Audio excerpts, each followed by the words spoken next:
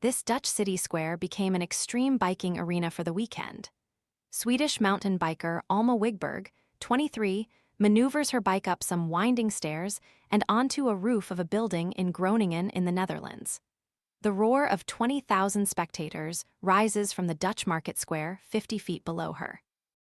Her mind blank, she does a final exhale, a head shake, then she pedals to the edge and drops into the competition course. This run landed the young rider the first-ever women's title at Red Bull District Ride, one of the most prestigious competitions in slopestyle mountain biking. Tired of spending forever chopping vegetables?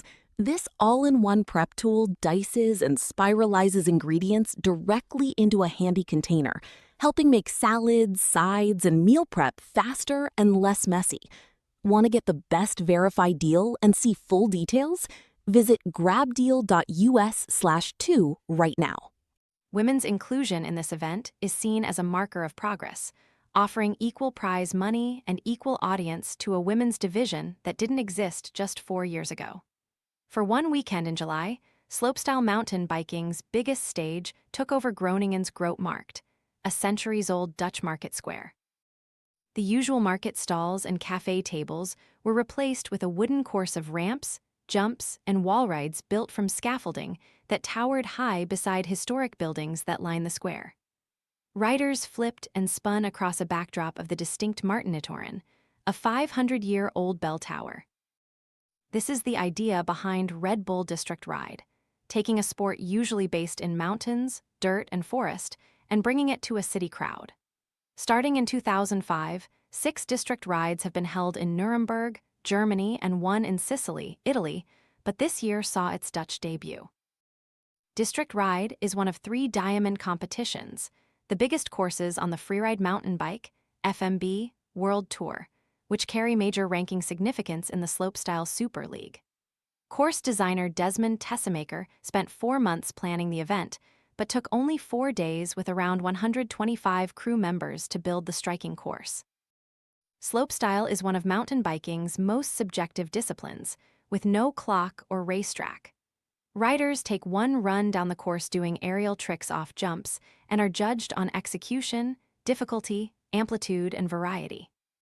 Thomas Jennon, a former slopestyle champion turned judge at this year's event, told CNN Sports the competition would feature 360s to the right, to the left, backflips, front flips, and big rotations as riders try and pack the most different tricks in there. It's an interesting style of mountain biking because of the individuality of each rider. 29-year-old Griffin Paulson, a professional slopestyle rider from Canada, told CNN. You can bring in your own creativity. It was on the final crowd-pleasing 50-foot roof drop and big air jump that Wiggberg secured her inaugural women's title. Close behind her was up-and-coming 17-year-old Johanna Nussbaumer from Germany who did the first tail whip, where riders spin the body of their bike underneath them in a women's competition. Natalia Niedzwids, 22, from Poland completed the podium despite a tough slam, attempting a front flip on the final jump.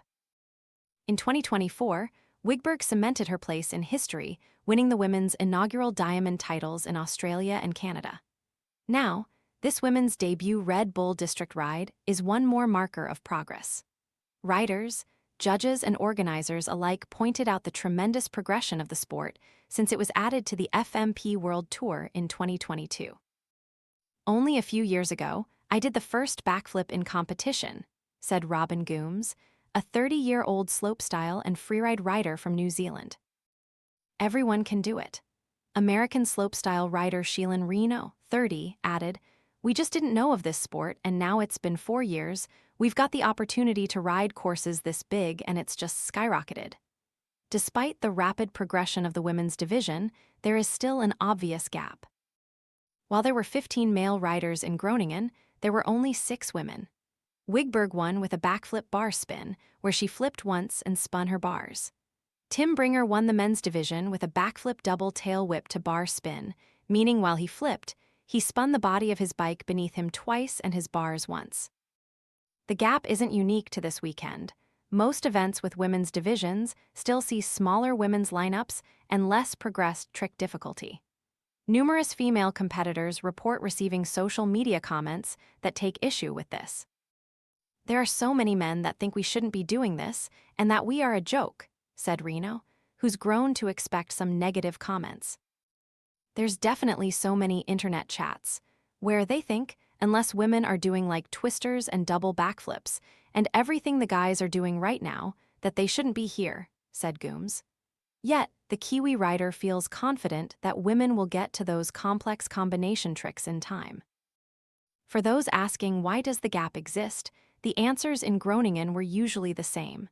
Women's slopestyle is younger than its male counterpart. Terk Rasseli, sporting director and co-creator of the event, has been around to see slopestyle develop as a discipline.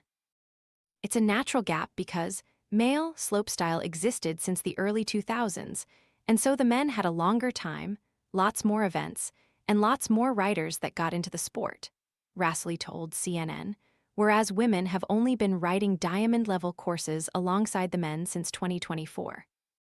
For many women who grew up mountain biking, slopestyle wasn't an obvious path. Several women in the slopestyle Super League started elsewhere. Rena was in BMX racing, Gooms was in downhill racing, and Wiggberg started in the cross-country discipline.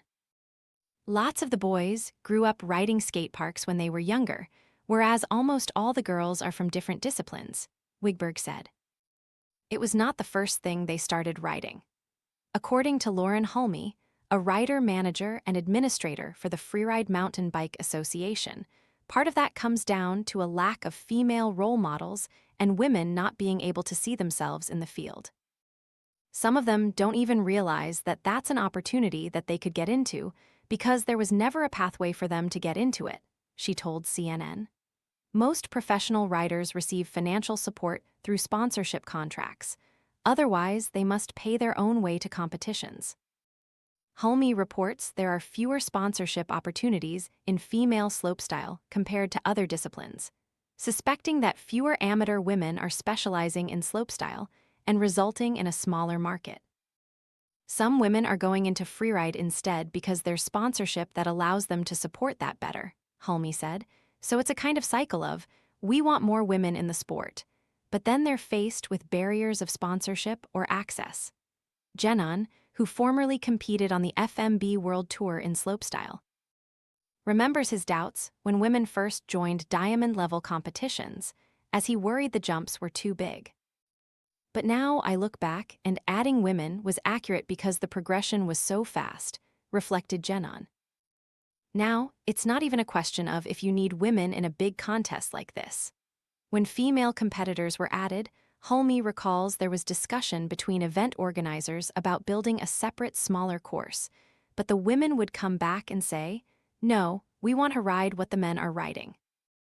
Now, sporting director Rasseli points to younger riders like Wiggberg and Nussbaumer's performances as proof of why women should be on this course, calling it the greatest showcase so far of female slopestyle.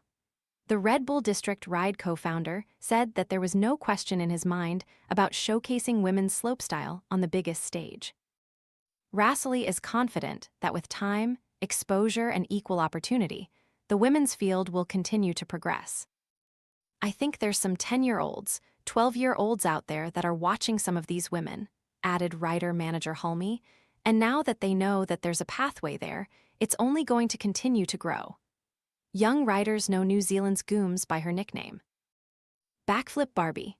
She says girls will call out to her on bike trails and tell her they want to pursue riding because of her. "I hope the young girls watching keep riding their bikes and have fun knowing this is an opportunity for them," Gooms told CNN. "I want to encourage young men to be supportive and encouraging to the young women that are out there doing the same thing as them."